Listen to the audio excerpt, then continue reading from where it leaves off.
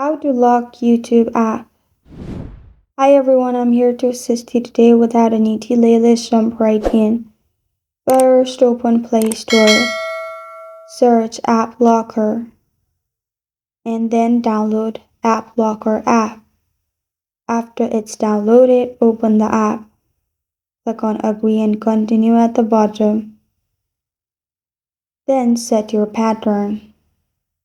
Again, add the same pattern, which will lead you to this page. Scroll down till you find the app, which is YouTube, and click on Lock Like option at the right side.